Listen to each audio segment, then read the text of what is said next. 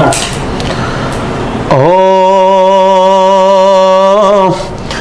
પણ મારી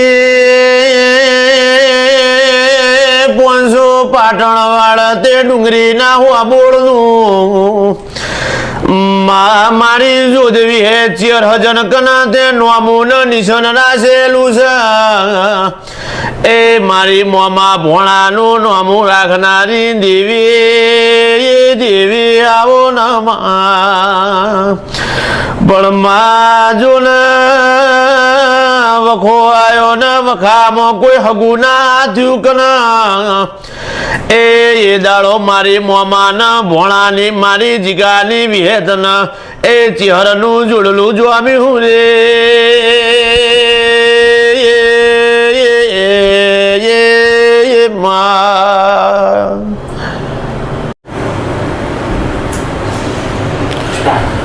હો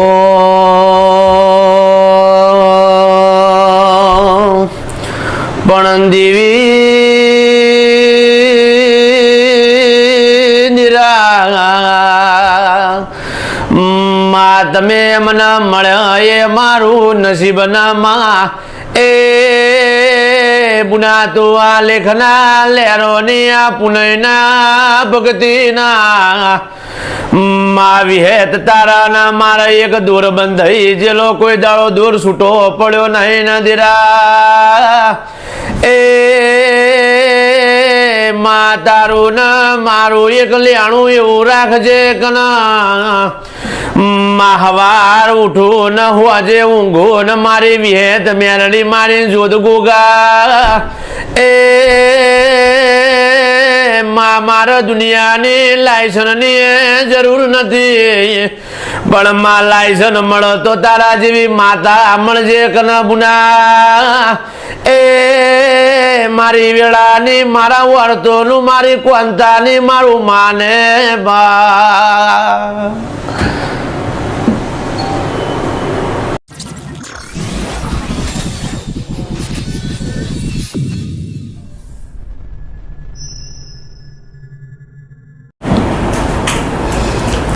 નમસ્કાર મિત્રો, નેહલની નજરેમાં આપનું સ્વાગત. હું છું નેહલ. મિત્રો, એક પછી એક કલાકારને આપણે મળી રહ્યા છે. દેસાઈ સમાજ, રબારી સમાજ અને એમની ખાસ કરીને વાત જો કરવામાં આવે તો રમેલ છે, જાતર છે, રેગડી છે, આલાપ છે, આ બધા શબ્દો એવા છે કે જે આ સમાજ સાથે સીધી રીતે જોડાયેલા છે. અને વિશેષ રૂપે ગુજરાતના એવા ઘણા ગામ છે કે જ્યાં આજે સંસ્કૃતિની વાત કરીએ, આજે પ્રાચીન અહીંના જે ગીતો છે તેની જો વાત કરવામાં આવે તો એક વિશેષ છબી તેઓ ધરાવે છે. ત્યારે એવા જ એક વિશેષ અને યુવા પર્સનાલિટી ધરાવતા વ્યક્તિ છે તે અત્યારે આપણી સાથે છે. નામ છે જીગર ડુંગરી. ચાલો તેમને મળીએ. જીગરભાઈ, ખૂબ ખૂબ સ્વાગત. નમસ્કાર. નમસ્કાર સર.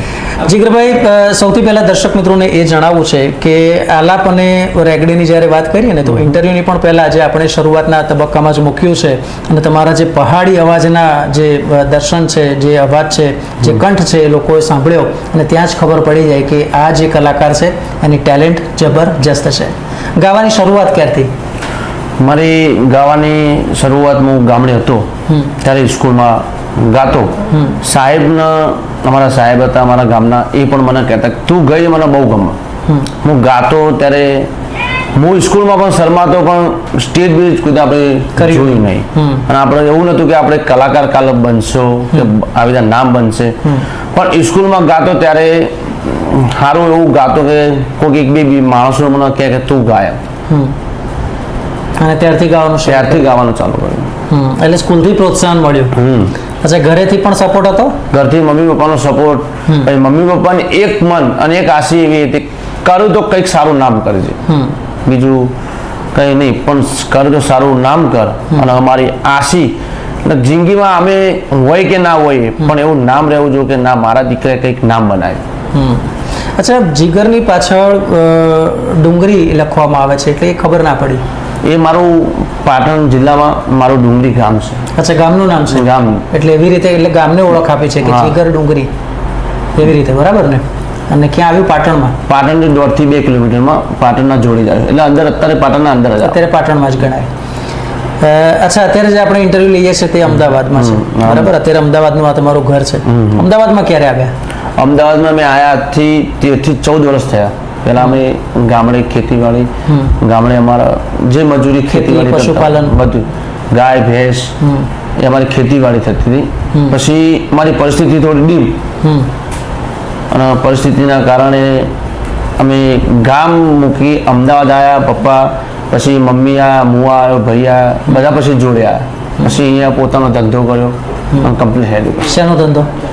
પહેલા મારા પપ્પા અહીંયા નોકરી કરતા હતા જમાદારીમાં, અને નોકરીમાંથી ધીમે ધીમે ધીમે મારા મોટા ભાઈ છે કામ કરતા, હું ઘરે રહેતો, ભણતો હું, અને પછી મારી મમ્મી કામે જતી, અને ત્યારે મારા પપ્પાએ એમને ચાની હોટલ કરી આપી. ઓકે, કઈ જગ્યાએ? આપણે સિંગરવા કઠવાળા રોડ ઉપર. સિંગરવા. અને હજી બી એ છે? અત્યારે હોટલ છે. ઓકે, તો પછી ઇન્ટરવ્યુ પતે પછી આપણે ત્યાં ચા પીવા જઈશું. 100%. અને અમે કહેવાય છે ને કે રબારી કે ભરવાડની ચા હોય ને તો ચા બી મજબૂત હોય. આપણે પણ ચા પીશું.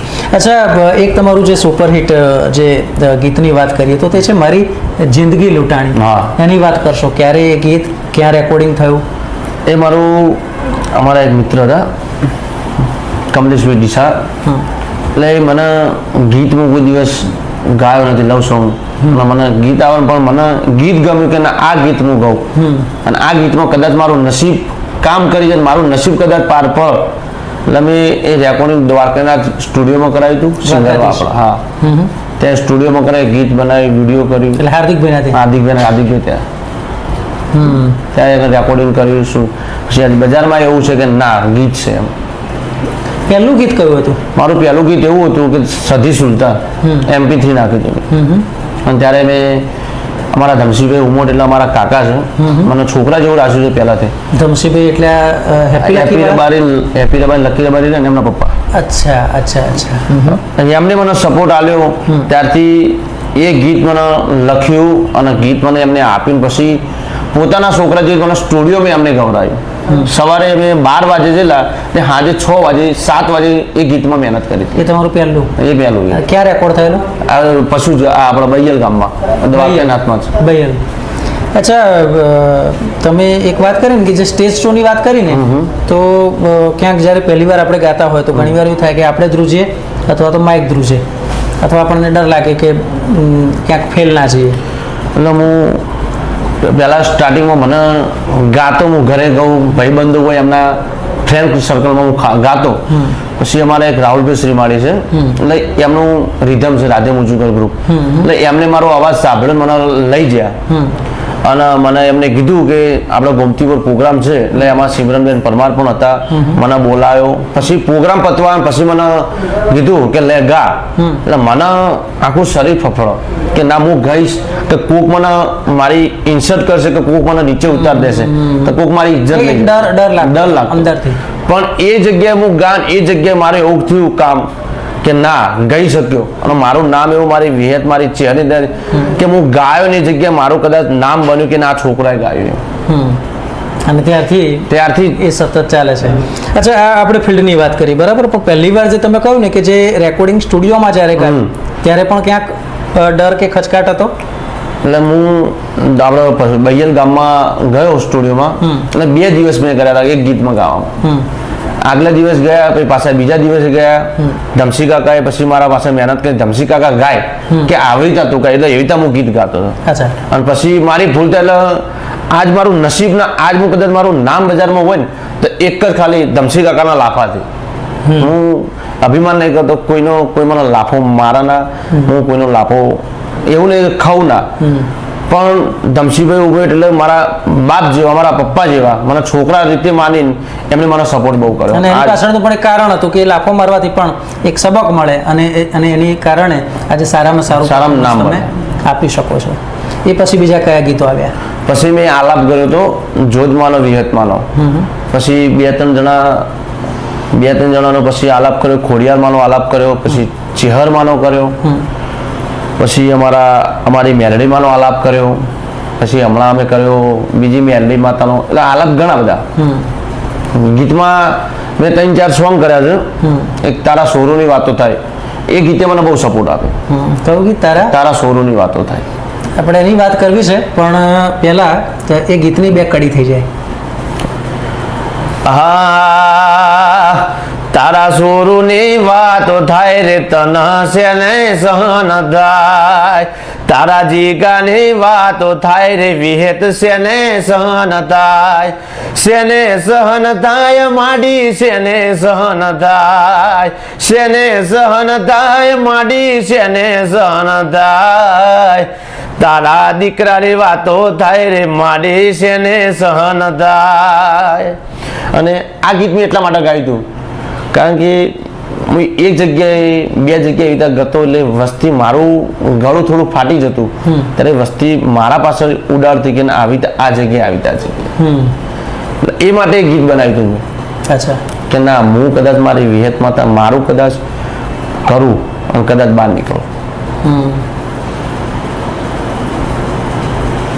કેમ આંખમાં આંસુ આવે છે? કોણ? હર્ષના આંસુ છે? હરક ના માતાજીનું. ભુવાજી તરીકે પણ ઓળખાવ છો? ભુવાજી તરીકે પછી કલાકાર તરીકે. પહેલા તમે વાત કરી ને ઘરની પરિસ્થિતિ નબળી હતી, હવે અત્યારે માતાજીની દયા ચાલે છે. અને માતાજીની દયા તો ખરી જ, તમારી મહેનત પણ એટલી મહેનત કરી બરાબર ને. હવે ઘરનો પણ full support? Full support, mummy papa ભાઈ બધાનો. હવે ખાસ કરીને કયા કયા પ્રકારના ફંક્શનમાં જાઓ છો કે કયા કામ વધારે મળે છે? મારા એક મનથી એક ઈચ્છા કે ના કાલ સવારે હું કદાચ નામ બનાવું, નામ કમાવું. મને એવું નથી કે હું પ્રોગ્રામ કરું મને પૈસા મળે, પણ મારું એક મન કે ના હું નામ કમાવું અને મારા મમ્મી પપ્પાનું જિંદગીમાં એટલું નામ રાખું કે મારા ગામનું ભૂમિનું કદાચ નામ રાખું, મારી માતાનું નામ રાખું કે જીગર ડુંગરી તરીકે ઓળખાતો રહે. આ રીતે એક ઓળખ સ્થાપિત કરવી છે. અચ્છા, સ્વાભાવિક છે કે તમને તમારી તો રમેલ છે, રેગડી છે કે આલાપ છે ગમતું હોય, બીજા કયા કલાકારની આલાપ કે રેગડી તમને વધારે ગમે? મને આલાપમાં તો હું બહુ દિલથી માનતો એક ગમનભાઈ સાંથલ, એક આપણે સંજયભાઈ નોણી, એ બી એને બહુ દિલથી આલાપ સાંભળો. રોજ સવારમાં મારા મંદિરમાં આરતી સવાર સાંજ થાય, મારા ગીતો નહીં પણ ગમનભાઈ સાંથલ અને સંજયભાઈ નાણીનું જ ગીતો વગાડું કે ના આ જ મારું ફેવરેટ. એ બે જ કલાકાર ફેવરેટમાં. ગમનભાઈએ ગાઈ હોય અને તમને ગમતી હોય એવી કોઈ રેગડી કે આલાપ થઈ જાય?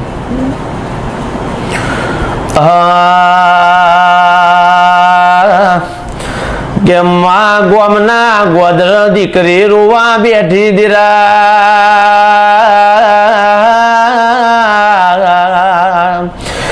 એ મારો વખો આવ્યો છે વખાનો પાર નથી, મારા મા બાપ મરી જ મોમાં મુહાડ હગું નહીં દીરા, એ મારી જબરી ન જોરાવર માતા ચો જતી રે. તો બોલે વખો આવ્યો છે ને વખાનો પાર નહીં. વખો એટલે શું?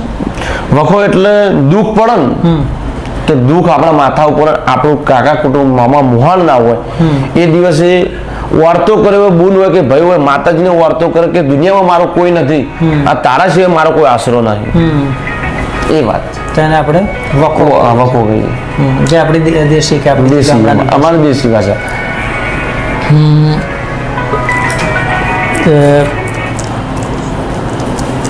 રબારી છો તો હરામાં ચા પીવી એ પણ એક આપણી ઓળખ છે. ઓળખ. હવે તમે અમદાવાદમાં સેટ થયા છો, તમારા જીવન ધોરણમાં કોઈ ફેર પડ્યો અથવા તો જે કલ્ચર બદલાયું હોય? હું ગામડે હતો ત્યારે બહુ અલગ હતો, અત્યારે શું બહુ અલગ છે. કારણ કે ગામડાની ભૂમિ અલગ હોય ને સિટીની ભૂમિ અલગ હોય એટલે એનું વાતાવરણ અલગ હોય, એટલે વાતાવરણથી અલગ બહુ રાત દિવસનો ફરક છે. વધારે મજા શેમાં આવતી? વધારે મજા આવતી ગામમાં. ગામ જેવી મજા નહીં. ગામમાં રહેવું, ગામમાં ફરવું બે નંબર નહીં. માહોલ અલગ. માહોલ અલગ છે. ક્યારે એવું પણ થાય ને કે ભેંસ ચરાવવા ગયા હોય ને ગીતો ગાતો હોય? હા. એવો કોઈ અનુભવ? એવું તો કોઈ દિવસ બન્યું નથી કારણ કે અમે નાના હતા અને અમે સ્કૂલમાં ભણતા. હા, પણ હાજ પડે એટલે ખેતરમાં ભેંસો લેવા અમે જતા.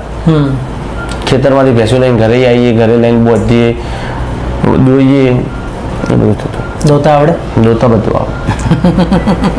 રબારી હોય ને દોતા ના આવડે એ તો જ નવાય. આલાપ અને રેગડીના તો કિંગ તરીકે આપ જાણીતા છો. આગળ શું કરીને અથવા તો ખાસ કરીને કેવા પ્રકારના ગીતો ગાવાની ઈચ્છા છે? મારું એક જ કે મેં મારી માતાજી દિલથી ઓળખાણ આપી છે કે હું માતાજી દુનિયામાં આજ ગમે તે જગ્યાએ હું જાઉં કે માતાજી કે ના જીગર ડુંગરીની વિહેર. મેં માતાજી એવું નથી કે હું ધૂણું એ બોલું, પણ માતાજીમાં વાર્તો કરું ને એક કામ પૂરું પાડું. મારી માતા હવાર બોલું ને હાજે પૂરું પાડવું એ મારી દીજ કામ થઈ જવું જોઈએ. અને નેહલની નજરેમાં જુદા જુદા લગભગ બધા જ સમાજના આપણા વ્યુઅર છે. રબારી સમાજના પણ ખૂબ મોટી માત્રામાં છે, જેમાં ખાસ કરીને મહેસાણા, પાટણ, બનાસકાંઠાના છે, એવો પણ ખૂબ મોટી સંખ્યામાં છે. અને એ તો છે જ, પણ નવાઈની બાબત એ છે કે અમેરિકા, દક્ષિણ Africa, Pakistan, Bangladesh, Sri Lanka, Australia, New Zealand એ બધા દર્શકો પણ નેહલની નજરે જુએ છે. દર્શકોને કોઈ મેસેજ આપવા માંગો છો? મનથી માનેલું મનથી રહે ને સાહેબ, એ દિલથી વાર્તો હોય કે એક સંદેશ મારો કે ઘરના ઉમરો હશે ને કદાચ દીકરી ખુશ હશે ને એ તમારું પાર પડશે. વાત સાચી છે. અને આ જે સંદેશ છે એ જ મેસેજ આપે છે કે આપણા જે વિચાર છે કે આપણા જે આચાર વિચાર છે એ કેવા છે એ અહીં આપણને સ્પષ્ટ કરે છે. જીગર ડુંગરીની આપણે વાત કરી, એક બાબત સ્પષ્ટ છે કે આલાપ અને રેગડીમાં જે આ પહાડી જે પડછંદ અવાજ છે એ ખૂબ એ બાબતને સાબિત કરે છે કે આ જે ઘોડો છે એ ટૂંકી નહીં, આ જે ઘોડો છે એ લાંબી રેસનો ઘોડો છે અને હજુ તો ઘણી બધી મજલ કાપવાની છે. તો જીગર, આપ ખૂબ આગળ વધો. મા ચેહરની અને ગોગા બાપાનો પણ હંમેશા આપના ઉપર હાથ રહે તેવી આપણે શુભકામના. ખૂબ ખૂબ આભાર. ધન્યવાદ.